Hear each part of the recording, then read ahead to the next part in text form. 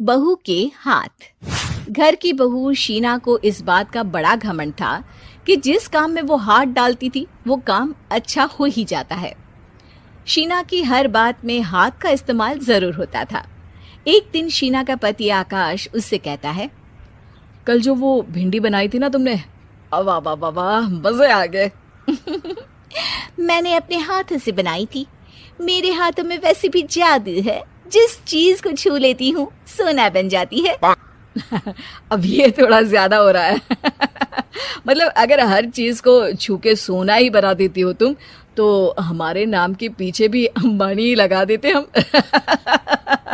चुप रहो, मुंह पे हाथ रख लो, कुछ भी बोलते रहते हो।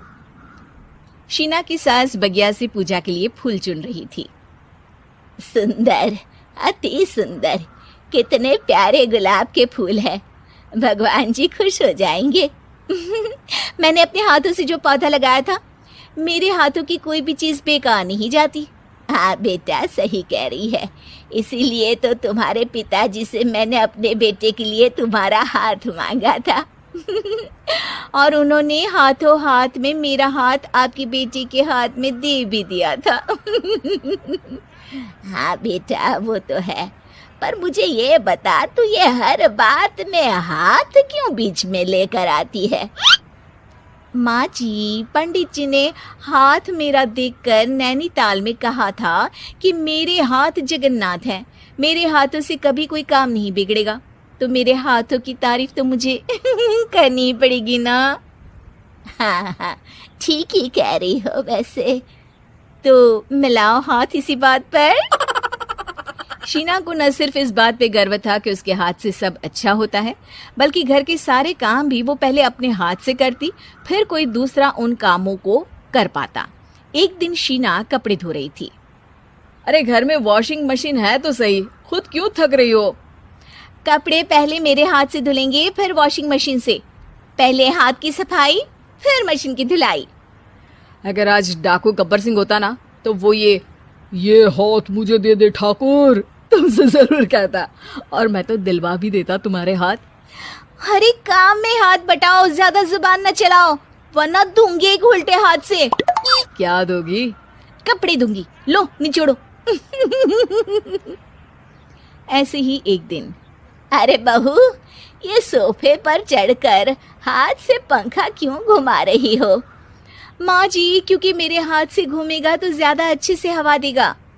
अरे बेटा, फिर तो तुम गाड़ी का पहिया भी हाथ से घुमा के मायके जाया करो। एक बार आकाश ने घर पर कार लाने की बात छेड़ी। माँ, सोच रहा हूँ कि एक कार लेकर आता हूँ। ले ले बेटा, क्यों नहीं? अरे पैसे हो तो हवाई जहाज भी ले लेना। हाँ, पैसा तो हाथ का मेल है, ले लेते हैं। इस हाथ पैसे देंगे, उस हाथ कार ले लेंगे। मुझे तो लगता है कि बहू कार भी अपने हाथों से धक्का लगाकर घर लाएगी। वो तो नहीं करूंगी, लेकिन सबसे पहले स्टीयरिंग पर हाथ मैं ही लगाऊंगी, ताकि गाड़ी का आना शुभ हो। अरे घर ले आने तो दो, फिर हाथ लगा लेना। लेकिन शीना नहीं मानती। अगले दिन ही सब कार लेने जाते हैं। शीना सेल्समैन से कहती है, भैया ये कार बहुत पसंद है, पैक कर दो। अरे ओ भाग्यवान, 2 मीटर कपड़ा नहीं है जो पैक करवा ले, जरा चला कर तो देखने दो। यस सर, बिल्कुल, टेस्ट ड्राइव कीजिए ना। अरे नहीं, सबसे पहले मैं हाथ लगाऊंगी गाड़ी को, मेरे हाथ अच्छे हैं। अरे यार, हाथ तो मैं भी धोता ही हूँ, और आजकल तो सैनिटाइजर से भी धोता हूँ। मेरे काम में हाथ ना अड़ाओ। अरे टांग ना अड़ा होता है भाग्यवान, हाथ नहीं। शीना ड्राइविंग सीट पर बैठ जाती है और आकाश उसे गाड़ी के फंक्शन समझाता है। देखो शीना, ध्यान रखना, ये है स्टीयरिंग, इससे राइट लेफ्ट जाएंगे। ये है एक्सेलरेटर, इससे स्पीड कंट्रोल कर सकते हैं। और उसी के पास में है ब्रेक, जो तुम्हारी जुबान में शायद मिसिंग है। ठीक है, ज्यादा भी सिखाने की जरूरत नहीं है। मेरी माँ तो कहती है कि मैं अगर अपनी शुभ हाथ लगा दूं तो जग घूम जाए। तो ये स्टीयरिंग क्या चीज है? शीना गाड़ी स्टार्ट कर देती है और स्टीयरिंग को घुमाते हुए एक्सेलरेटर पर धीरे से पैर रखती है और शोरूम के बाहर के एरिया में ही गाड़ी घूमने लगती है, जहाँ दूसरी गाड़ियाँ भी रखी हैं। देखा मेरे हाथों का कमाल। अब ब्रेक दबा दो, आगे गाड़ी है। शीना आगे गाड़ी देखकर घबरा जाती है और पाँव गलती से एक्सीलरेटर पर पड़ जाता है। कार आगे खड़ी एक बड़ी गाड़ी में घुस जाती है। दोनों कार से उतरते हैं। सेल्समैन भागते हुए आता है। अरे 7 लाख की गाड़ी खरीदने आए थे और 15 लाख की गाड़ी ठोक दी। Oh my God. आकाश की माँ, आकाश और शीना घबरा जाते हैं। इतना सारा पैसा कहाँ से आएगा? तभी वहाँ मैनेजर भी आ जाता है। पूरा माजरा समझता है। अरे टेंशन मत लीजिए, गाड़ियों का इंश्योरेंस था। आप जो कार लेने आए थे वही खरीद लीजिए। पर मैडम, जब तक आप सीख ना ले तब तक गाड़ी मत चलाइएगा। अभी तो आपने गाड़ी बस ठोकी है, जिसका बीमा भी था, लेकिन सड़क पे चलते हर इंसान का बीमा नहीं होता। अरे मेरे हाथों से ठुक भी गया ना तो उसकी जिंदगी बन जाएगी, और अगर चला भी गया तो स्वर्ग ही पाएगा। मैनेजर साहब, मेरे हाथ में कोई दिक्कत नहीं है, वो तो बस पाँव गलत जगह पर चला गया था। शीना की बात सुनकर आकाश अपना सर पीटता है और उसकी सास अपने हाथ से खुद का मुंह छिपा लेती है और मैनेजर हाथ जोड़कर माफी मांग ले। उसने पैसों के लिए एक ऐसे इंसान से शादी की जो पहले से शादीशुदा और एक बच्चे का पिता भी था। कमला के पति को मरे हुए एक अरसा बीत गया है। अब वो अपने सौतेले बेटे वैभव के साथ रहती है। वैभव के दिल में अपनी माँ को लेकर इतना डर है कि वो अपनी माँ के सामने एक शब्द नहीं बोल पाता। उसकी माँ जो कहती है उसको सर झुकाकर वही मानना पड़ता है।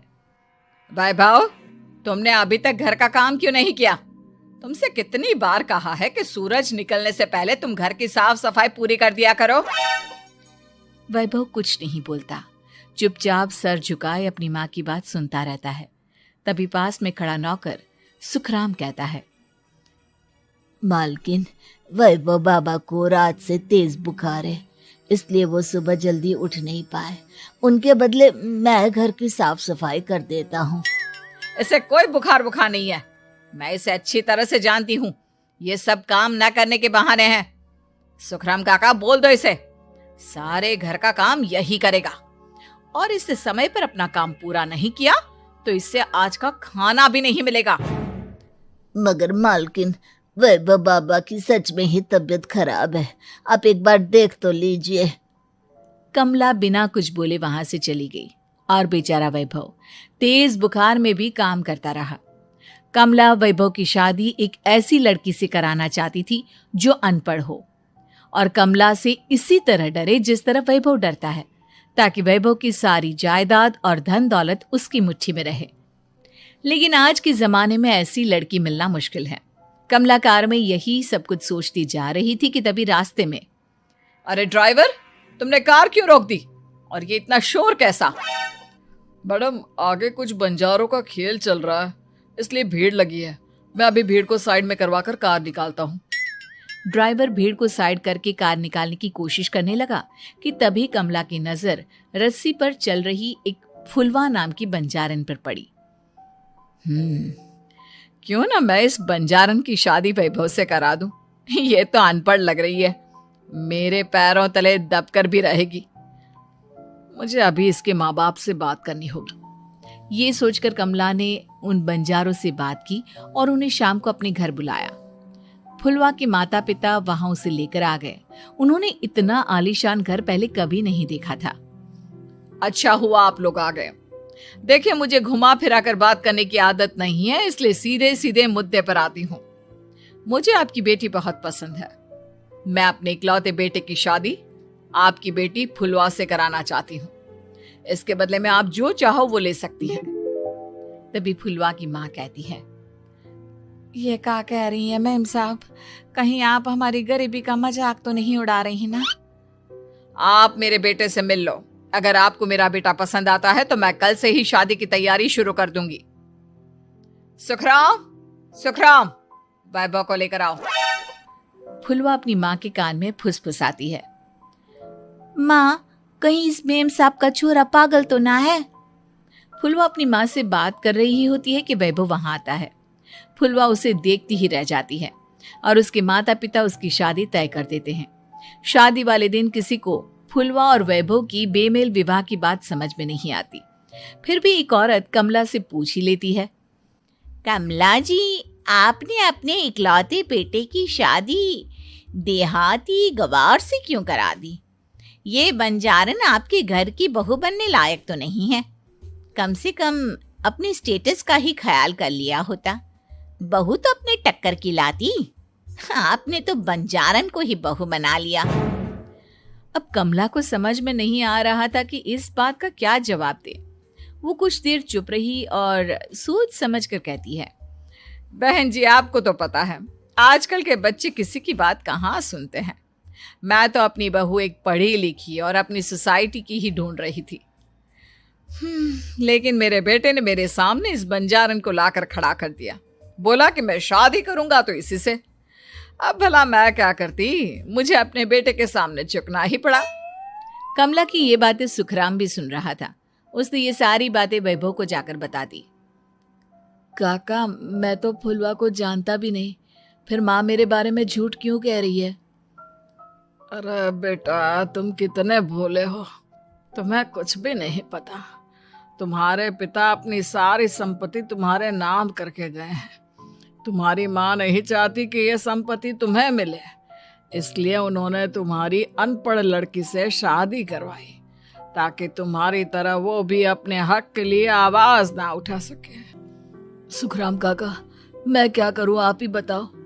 माँ के सामने आते ही मेरे हाथ पैर कांपने लगते हैं। मैं माँ को कुछ भी नहीं कह पाता।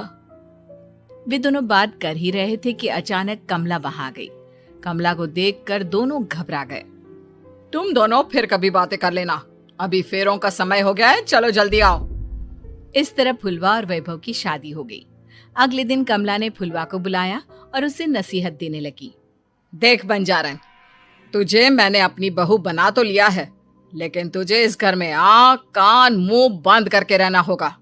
घर का काम कर और अपने पति से मतलब रख, समझी? कमला का ऐसा रवैया फुलवा को बिल्कुल समझ में नहीं आया। उसने वैभव से इस बारे में बात की। सुनिए ना, माँ जी ने जिस तरह मुझसे बात की मुझे अच्छा नहीं लगा। शादी से पहले तो वो मुझसे बहुत अच्छे से बात कर रही थी, लेकिन शादी के बाद उन्हें क्या हो गया? तुम ज्यादा मत सोचो, जैसा माँ कहती है वैसा ही करो। ये कहकर वैभव वहां से चला गया। अगले दिन वैभव को घर के नौकरों की तरह काम करता देख फुलवा को बहुत हैरानी हुई। फुलवा ने इस बारे में सुखराम काका से बात की तो सुखराम काका ने फुलवा को सारी बात बता दी। अब फुलवा को समझ में आ गया कि उसकी सास ने एक बंजारन को बहू क्यों बनाया। एक दिन वैभव घर का काम कर रहा था, तभी उससे कांच की प्लेट टूट गई। किसने गिराई ये कांच की प्लेट? वैभव को वहां खड़ा देख कमला ने छड़ी से उसे मारना शुरू कर दिया। उसके पैर में कांच चुभ गया और खून बहने लगा, लेकिन फिर भी कमला उसे मारे जा रही थी। ये देखकर फुलवा ने कमला के हाथ से छड़ी छीन ली और तोड़कर फेंक दी। बंजारन, तेरी इतनी हिम्मत, तूने मेरे हाथ से छड़ी छीनी? कमला फुलवा को थप्पड़ मारने ही वाली थी कि फुलवा उसका हाथ पकड़ लेती है।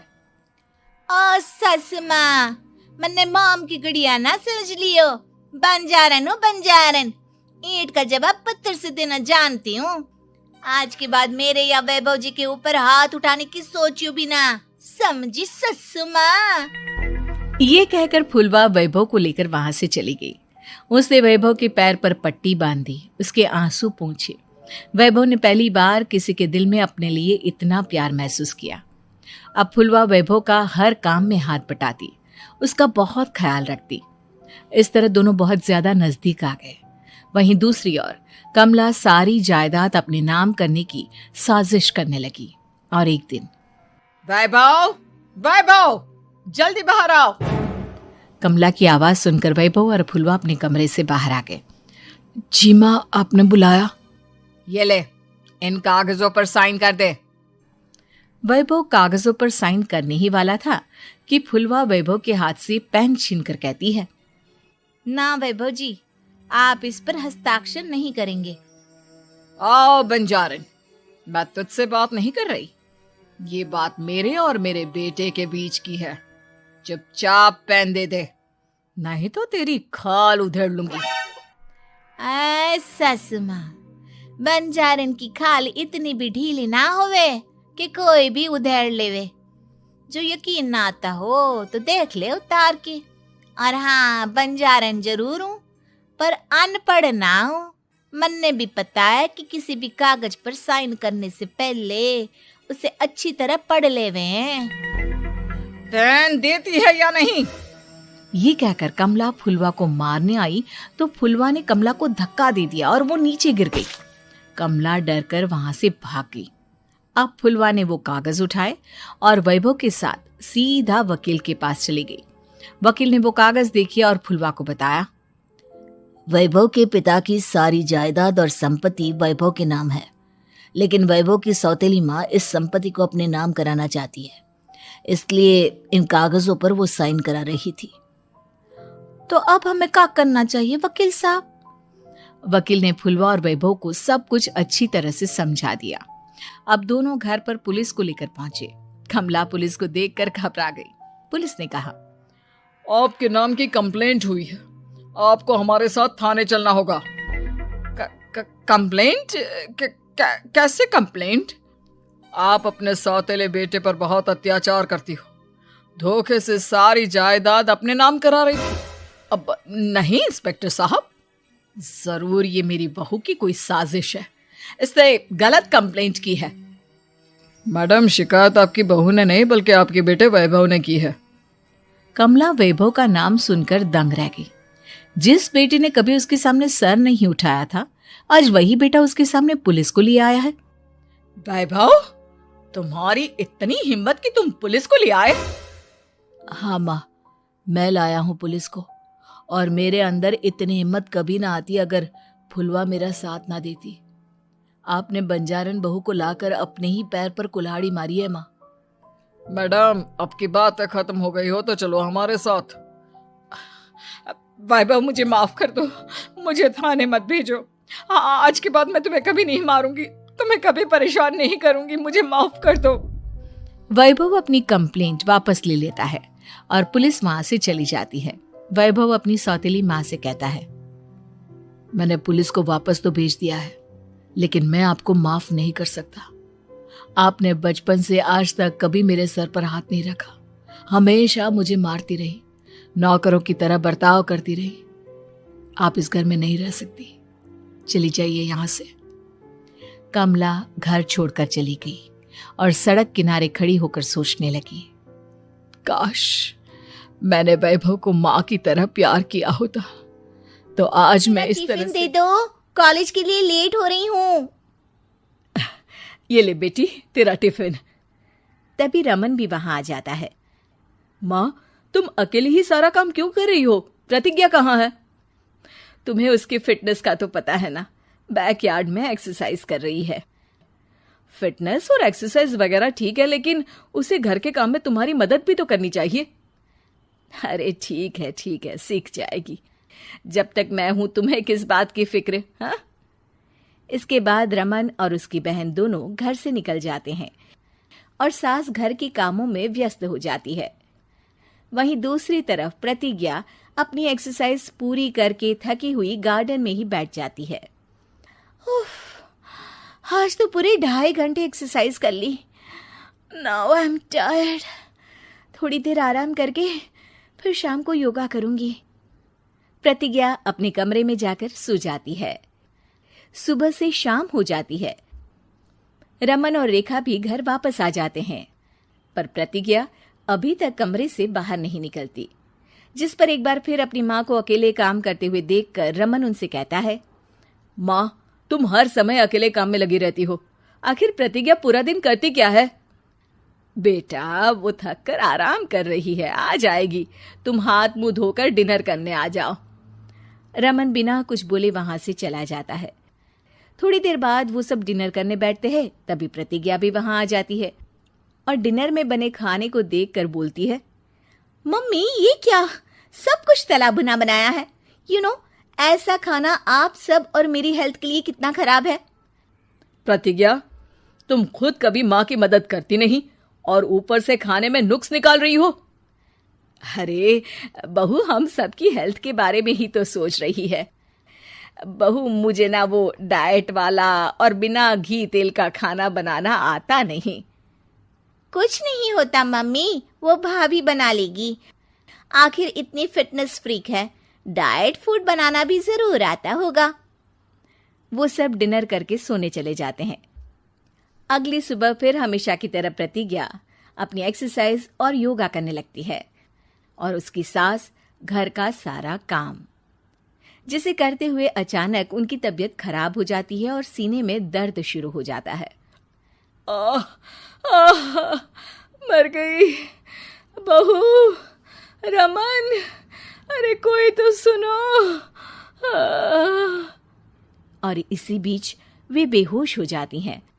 सास की आवाज सुनकर प्रतिज्ञा और उसका पति भागते हुए रसोई में आते हैं, जिसके बाद उन्हें लेकर अस्पताल जाते हैं। डॉक्टर प्रतिभा की सास का चेकअप करके कहते हैं, अरे इनका कोलेस्ट्रॉल लेवल तो बहुत हाई है और दिल भी कमजोर होता जा रहा है। इनका लाइफस्टाइल और खाने पीने की आदत बदलनी होगी। सिर्फ light and non oily food ही खाना है और कुछ समय तक पूरा रेस्ट, साथ में कुछ एक्सरसाइज या योगा करे तो अच्छा रहेगा। पूरी जांच के बाद डॉक्टर उन्हें घर भेज देते हैं। अब घर का सारा काम प्रतिज्ञा को करना पड़ता है, जिससे वो अपनी सास के साथ पूरे घर को डाइट फूड खिलाना शुरू कर देती है। प्रतिज्ञा, ये क्या बेस्वाद और फीका खाना है, मैं ये सब नहीं खाने वाला। हाँ भाभी, बीमार तो मम्मी है, फिर हम ऐसा खाना क्यों खाएं? प्रतिज्ञा किसी की बात पर कोई ध्यान दिए बिना सास को बढ़िया एक्सरसाइज कराने के साथ कुछ ना कुछ गड़बड़ करते हुए घर का काम करती रहती है। एक शाम रमन प्रतिज्ञा से चाय मांगता है।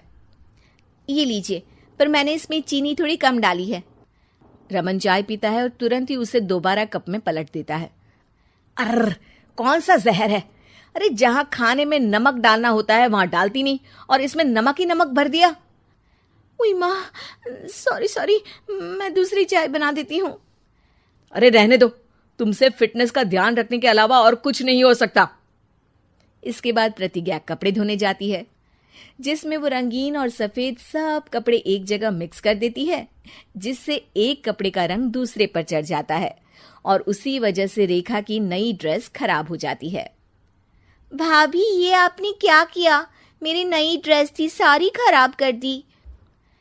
सॉरी रेखा, मुझे पता नहीं था और मैंने सारे कपड़े एक साथ ही वॉशिंग मशीन में डाल दिए। जहां एक तरफ प्रतिज्ञा घर के हर काम में रोज कोई ना कोई ब्लंडर करती, वहीं सास को एक्सरसाइज कराने और हेल्दी फूड खिलाने में कोई कमी नहीं छोड़ती, जिस वजह से जल्द ही उसकी सास पहले से भी अच्छी हो जाती है। हेल्दी फूड तो ठीक है, पर बहू आज हम खीर बनाएंगे। मम्मी, मुझसे खाना तो ठीक तरह बनता नहीं, खीर कैसे बनाऊंगी? और अगर अच्छी नहीं बनी तो रमन गुस्सा हो जाएंगे। अरे कोई गुस्सा नहीं होगा और देखना, खीर भी बहुत स्वादिष्ट बनेगी। प्रतिज्ञा की सास उसके साथ रसोई में जाकर उसकी मदद करते हुए खीर बनाना सिखाती है, जिसे खाकर रमन तारीफ करते हुए कहता है, वाह क्या टेस्टी खीर बनी है, मजा आ गया आज तो। आज ये खीर प्रतिज्ञा ने बनाई है। क्या बात, आखिर तुम खाना बनाना सीख ही गई? पूरा तो नहीं सीखा, पर सीख रही हूँ। और इसमें मैं अपनी बहू की बिल्कुल वैसे ही मदद करूंगी जैसे इसने एक्सरसाइज करने में मेरी मदद की। अब प्रतिज्ञा घर के काम में सास की मदद करने लगती है और उसकी सास एक्सरसाइज में प्रतिज्ञा को कंपनी देने लगती है, जिस पर दोनों सास बहू की जोड़ी को देखकर रेखा और रमन भी इंस्पायर हो जाते हैं। आज के बाद हम भी आपके साथ एक्सरसाइज करेंगे। अब पूरा परिवार एक साथ एक्सरसाइज कर इसका नाम शशि रखते हैं। क्या समधी जी, शशि लड़कियों का नाम है, क्लास के बच्चे इसे चिढ़ाएंगे ना। हाँ, शशि की जगह कोई चची, शिशी या शुशु बोलेगा तो? हाँ, इसीलिए इसका नाम गणेश रखते हैं। अरे समधी जी, बच्चे की काया तो देखो, दुबला पतला है एकदम। गणेश जी तो मजबूत कद का ठीके थे, अपना बच्चा तो सिंगल हड्डी है। ये नाम जमेगा नहीं इस पर। हाँ, भैया की बेटी का नाम थोड़ा मॉडर्न रखते हैं, जैसे रॉकी। रॉकी? रॉकी तो हमारे डॉग का नाम है। अगर ऐसा ही नाम रखना है तो शेरू रख लो। आप लोग कुछ भी बोल रहे हैं। अरे कुछ भी बोलना, रॉकी बोलने से तो बेहतर ही है ना। किरण और रवि को पहला बच्चा हुआ था। दोनों के ही परिवार वाले उस बच्चे का नाम रखने के लिए पूरा जोर लगा रहे थे। 3 महीनों से ये लड़ाई चल रही थी, मगर कोई भी एक ढंग का नाम नहीं रख पाए थे। किरण और रवि इस बात से बहुत परेशान थे, लेकिन परिवार के लोगों के सामने कुछ बोलते भी नहीं थे। दामाद जी पे गया है बेटा, उनका नाम रवि है तो इसका नाम शनि रख देते हैं। शनि देव रवि, यानी सूर्य के ही तो बेटे थे ना। अरे समधन जी, आपने अकल चोर बाजार में बेच दी है क्या? शनि कैसा नाम है? ऐसे तो आप आगे आने वाले बच्चों के नाम साढ़े साती और दैया रख देंगे। हैं? अरे जबान संभाल कर बात कीजिए। और आप भी जबान संभाल कर नाम बताइए। शनि नाम रखोगी तो कोई भी इस पर तेल डालकर चला जाएगा। किरण के सब्र का बांध टूट रहा था। बच्चे पे पहला हक उसकी माँ का होना चाहिए, है कि नहीं? नाम मुझे रखना था, लेकिन सब लोग मिलकर नाम रखना चाहते हैं। ऐसा लग रहा है कि सब लोग लूडो खेल रहे हैं, कौन पहले नाम रखेगा बच्चे का। बात तो सही कह रही हो तुम, लेकिन तुमने क्या नाम सोचा है किरण? टाइगर। अरे यार किरण, माना कि तुमको टाइगर श्रॉफ पसंद है, पर बच्चे का नाम थोड़ी ना रख देंगे। ऐसे तो मुझे मोगेम्बो पसंद है, तो क्या बच्चे का नाम मोगेम्बो रख दूंगा?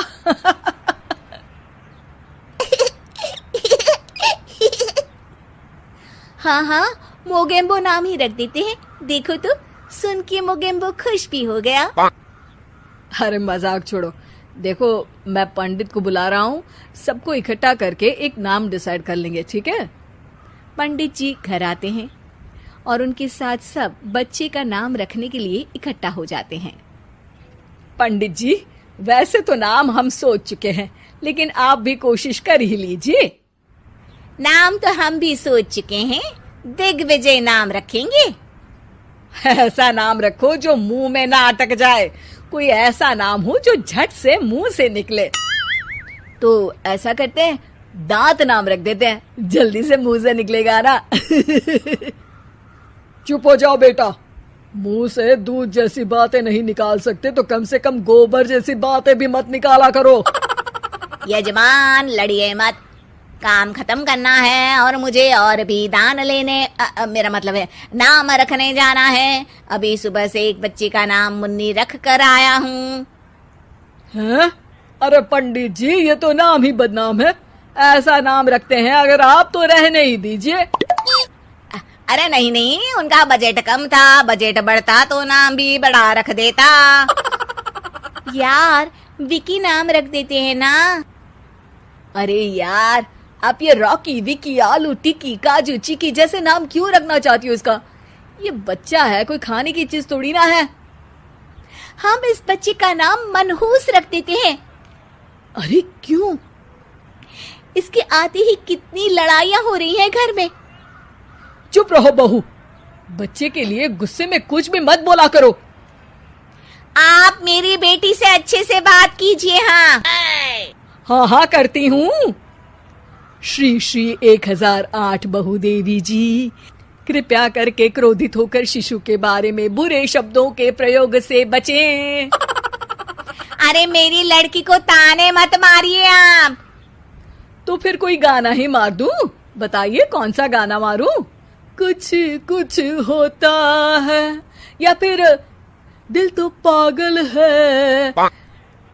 आपसे तो मुंह मिलाना ही बेवकूफी है। सब लोग नाम को लेकर बहस करने लगते हैं।